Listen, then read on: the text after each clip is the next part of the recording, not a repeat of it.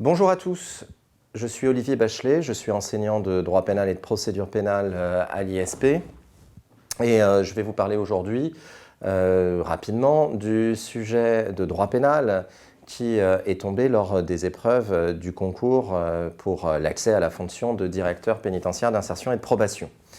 Ce sujet de dissertation de l'année 2019 était le suivant, la place de la prison. La place de la prison.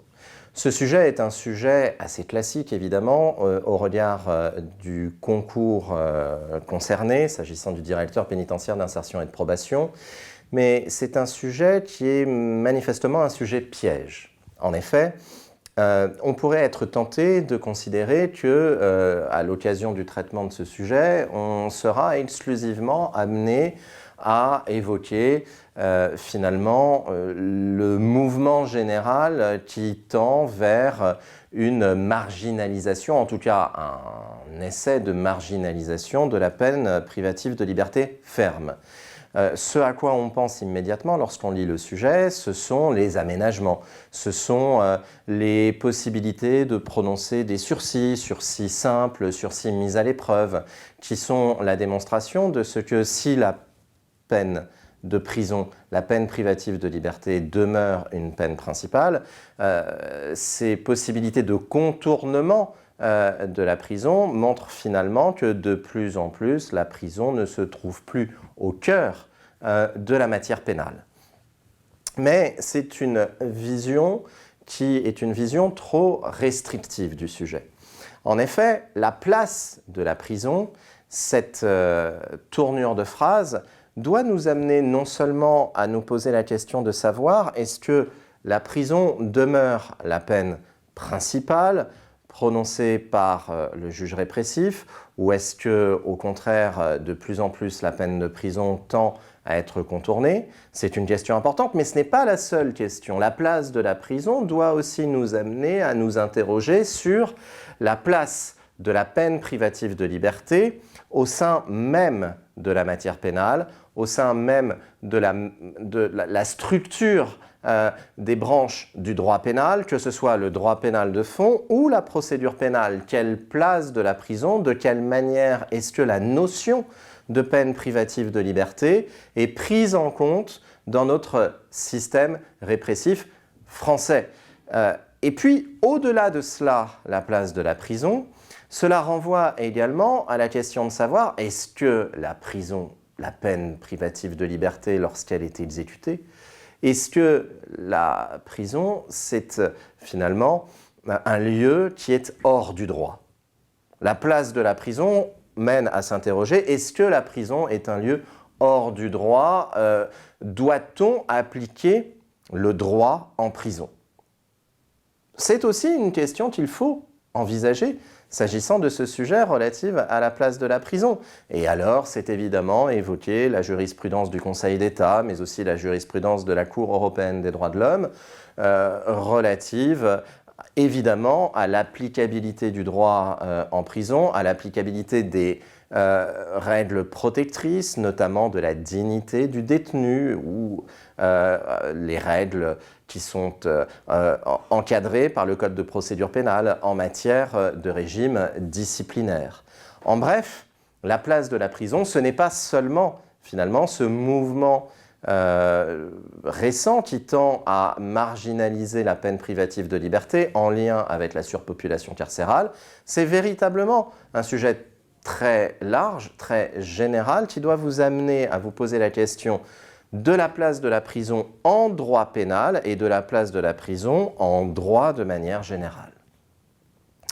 Et le plan qu'il convient alors d'adopter, c'est un plan qui va insister sur le caractère essentiel finalement de la prison au sein de notre système répressif français pour montrer ensuite dans un second temps que aujourd'hui la prison c'est une mesure qui est de plus en plus contournée ou en tout cas on s'efforce de la contourner et c'est une mesure qui est de plus en plus encadrée.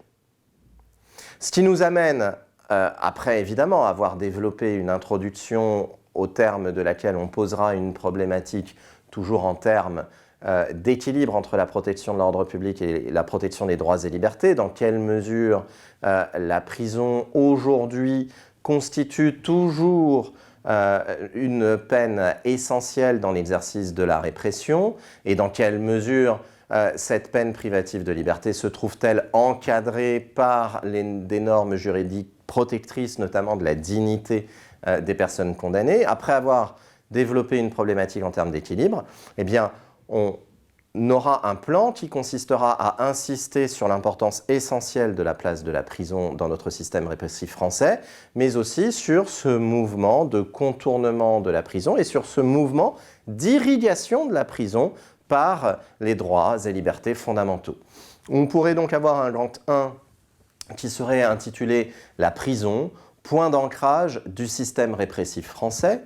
La prison, point d'ancrage du système répressif français, pour insister sur le fait que la prison demeure au cœur de notre système répressif. Et puis un grand 2 qui pourrait être intitulé « La prison, mesure contournée et encadrée ». Grand 1, la prison, point d'ancrage du système répressif français. L'idée ici, c'est de montrer que la notion prison, c'est une notion qui est de manière quasi systématique employée en droit pénal et en procédure pénale. L'idée ici, c'est de ne pas se cantonner uniquement au droit pénal de fond et uniquement au droit de la peine. C'est montrer que la peine de prison, elle est au cœur de notre système répressif, non seulement au fond, mais aussi dans la forme. On va donc distinguer dans ce grand 1 consacré à la prison, point d'ancrage du système répressif français. On va évoquer dans un grand A la prison en tant qu'étalon du recours à une répression énergique. Et dans un grand B, la prison en tant que mesure incontournable de mise en œuvre de la répression. D'abord, un grand A, intitulé « La prison étalon du recours à une répression énergique ». On va ici s'attacher à démontrer que la notion prison est une notion au cœur du droit pénal de fond et de la procédure pénale. En droit pénal de fond, par exemple, la notion prison est au cœur de la classification tripartite des infractions. L'article 111-1 du Code pénal, en effet, dispose que les infractions sont classées par ordre de gravité en crimes, délits et contraventions. Or, comment est-ce que l'on distingue ces différentes catégories d'infractions? Eh bien, on les distingue au regard des peines principales encourues et tout particulièrement au regard de la peine privative de liberté. En effet, en matière contraventionnelle, il est exclu qu'une peine privative de liberté puisse être encourue. Vous pouvez ici évoquer la jurisprudence du Conseil constitutionnel qui a été développée au milieu des années 70, au terme de laquelle il a pu être évoqué l'impossibilité pour le pouvoir réglementaire d'édicter des incriminations pour lesquelles seraient encourues des peines privatives de liberté. Aujourd'hui, c'est le cas. Les contraventions ne peuvent jamais faire encourir une peine privative de liberté. À cet égard, la prison est au cœur même finalement de la gradation de la réponse pénale au prisme de la classification tripartite des infractions. Et pour ce qui concerne les crimes et les délits, eh bien, la prison est également au cœur de la distinction, puisque ce qui va faire la différence entre un délit et un crime, c'est la nature de la peine privative de liberté encourue, l'emprisonnement pour les délits, la réclusion, la détention pour les crimes. En ce sens, dans ce grand A, concernant la prison étalon du recours à une répression énergique, on a montré que cette notion prison est au cœur du droit pénal. Cette notion prison, elle est également au cœur de la procédure pénale, toujours s'agissant de ce grand A. Elle est au cœur de la procédure pénale également, puisque de très nombreuses règles de procédure pénale sont conditionnées par le fait que les investigations portent sur une infraction faisant encourir une peine privative de liberté. Plusieurs exemples peuvent être cités. Par exemple, l'ouverture d'une enquête de flagrance. Eh bien, conformément aux dispositions combinées des articles 53 et 67 du Code de procédure pénale, l'enquête de flagrance ne peut être ouverte que si elle porte sur un crime ou un délit puni d'emprisonnement. Ce qui montre bien que la notion prison est une notion essentielle prise en compte pour la mise en œuvre d'une répression énergique, d'une répression forte, d'une répression coercitive dans le cadre d'une enquête de flagrance. Autre exemple, la garde à vue. La garde à vue qui ne peut être décidée qu'à l'égard d'une personne qui est suspectée d'avoir commis un crime ou un délit puni d'emprisonnement. Encore un autre exemple, les perquisitions. Les perquisitions coercitives.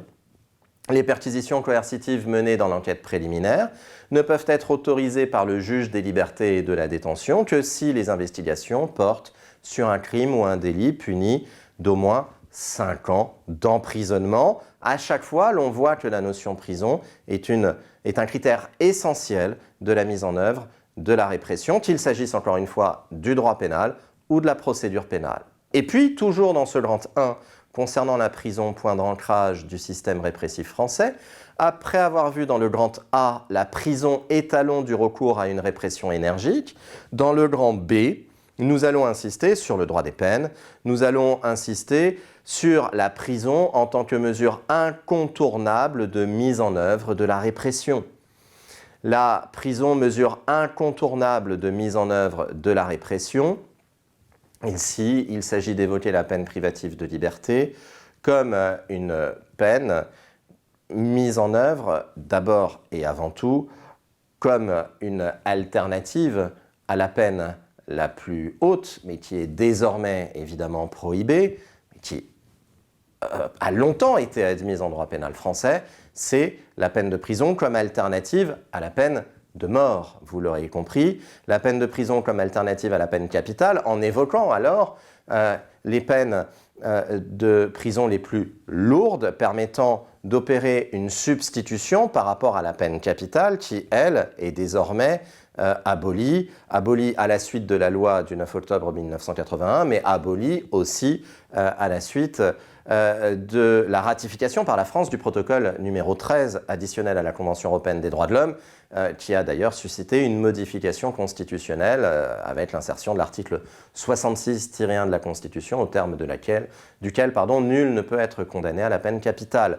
La prison, mesure incontournable dans ce grand B de mise en œuvre de la répression, d'abord parce que la prison permet de pallier l'impossibilité de recourir à une sanction encore plus énergique, conformément évidemment au principe de dignité. Et puis, la prison, prise dans son autonomie propre, la prison en tant qu'instrument à la fois de neutralisation et donc de protection de la société, mais aussi comme instrument d'amendement, de réinsertion du condamné. La place de la prison, c'est évidemment insister sur le fait que la prison est au cœur de la mise en œuvre de la répression pénale en France, afin de protéger la société, c'est la fonction de neutralisation, ce qui peut vous amener alors à évoquer la question de la période de sûreté par exemple, et puis la fonction d'amendement, de réinsertion, ce sont les évolutions des textes en ce sens, notamment à la suite de la loi de 2014 qui a particulièrement inséré dans le code pénal l'article 130-1 qui insiste sur les deux fonctions de la peine, notamment de la peine privative de liberté, qui doit être une fonction de protection de la société mais aussi une fonction d'amendement. Avec l'ensemble de ces développements, dans un grand 1, on a démontré que la prison est un point d'ancrage du système répressif français. Dans le grand 2, on va montrer que aujourd'hui, la prison, c'est une mesure qui est contournée, et qui, lorsqu'elle est mise en œuvre, est encadrée. En ce sens, on va toujours parler de la place de la prison parce qu'on va montrer que dans une certaine mesure, il y a une forme, en tout cas une volonté de marginalisation de la prison, et on va montrer que la prison, sa place, est toujours au cœur du droit, puisqu'elle est encadrée par le droit, parce qu'elle est irriguée par le droit. Grand 2, la prison, mesure contournée et encadrée. Grand A, la prison, mesure contournée. Grand B, la prison, mesure encadrée. Grand A, la prison, mesure contournée. Ce sera rapide. Vous allez ici, enfin ce sera rapide à expliquer parce que vous subodorer évidemment ce à quoi je fais allusion. La prison mesure contournée, il s'agit d'évoquer évidemment les mesures qui permettent de contourner le prononcé d'une peine privative de liberté. C'est la possibilité de recourir à des peines alternatives à la mesure privative de liberté, par exemple le jour amende, par exemple le travail d'intérêt général, et c'est aussi la possibilité de recourir à une peine privative de liberté, mais qui ne sera pas effective parce qu'elle sera assortie d'un sursis simple ou bien d'un sursis mis à l'épreuve. Et puis toujours dans ce grand A, la prison mesure contournée. La mesure est contournée dans le prononcé des peines, ce sont les alternatives possibles et les sursis possibles. Et puis c'est une mesure contournée dans l'exécution de la peine privative de liberté éventuellement prononcée par le juge. Et c'est alors l'évocation évidemment des mesures d'aménagement en lien avec la peine privative de liberté ferme. Ce sont les dispositions du Code de procédure pénale, 723-15 et suivants du Code de procédure pénale, qui permettent effectivement, en présence d'une peine privative de liberté ferme, d'opérer un aménagement dans le cadre, par exemple, d'un placement sous surveillance électronique, dans le cadre d'une semi-liberté ou dans le cadre d'un placement à l'extérieur, décisions qui sont prises par le juge d'application des peines, ce qui montre bien qu'aujourd'hui, la place de la prison, si elle est toujours au cœur du système répressif français, il y a une volonté de la contourner en lien avec la surpopulation carcérale, mais aussi en lien avec le risque de corruption lié à l'exécution de la peine privative de liberté, puisque l'on a coutume de dire que la meilleure école du crime, c'est la prison. Et puis, enfin, dans ce grand 2, la prison mesure contournée et encadrée. Grand B, la prison mesure encadrée. Il s'agit ici de montrer que la prison, c'est une peine qui est cadrée par le droit, qui est irriguée par le droit. D'abord, on va le démontrer en insistant sur l'évolution des textes relatifs à l'obligation de motivation du recours à la peine privative de liberté ferme. L'obligation pour le juge qui prononce une peine d'emprisonnement ferme de justifier strictement sa décision au regard non seulement de la gravité des faits reprochés, mais aussi au regard de la personnalité du condamné et enfin au regard de sa situation sociale, familiale et matérielle. Et cette obligation de motivation, on va insister sur son amplification dans le cadre de la jurisprudence de la Cour de cassation, puisque vous le savez désormais, non seulement les peines privatives de liberté ferme doivent faire l'objet d'une motivation particulière, mais aussi le recours à n'importe quelle peine. Et l'on va en particulier pouvoir insister sur la décision du Conseil constitutionnel du 2 mars 2018 qui a imposé aux cours d'assises de motiver leur décision quant aux peines. Donc désormais, non seulement la peine d'emprisonnement doit être motivée, mais aussi la peine de réclusion ou de détention. Enfin, on va pouvoir expliquer, s'agissant de la prison mesure encadrée, qu'au moment de l'exécution de la peine, eh bien, cette peine est irriguée par le droit et cadrée par le droit. En effet, le droit ne s'arrête pas aux portes des prisons, les droits de l'homme en particulier ne s'arrêtent pas aux portes des prisons, pour reprendre l'expression employée par la Cour européenne des droits de l'homme dans son célèbre arrêt Marie contre France. Les droits de l'homme ne s'arrêtent pas aux portes des prisons et c'est alors l'évocation de la dignité, la protection de la dignité du détenu. C'est également l'évocation du régime disciplinaire applicable aux détenus. Vous le voyez, ce sujet relatif à la place de la prison était un sujet piège dans la mesure où il pouvait nous amener à traiter exclusivement de la question de la volonté de marginalisation de la prison. Mais en réalité, il fallait l'envisager de manière beaucoup plus large, en considérant que la prison, c'est un élément essentiel au cœur de notre système répressif, mais bien qu'il soit un élément essentiel, il est aujourd'hui un élément qui tend à être contourné tout en demeurant encadré par le droit.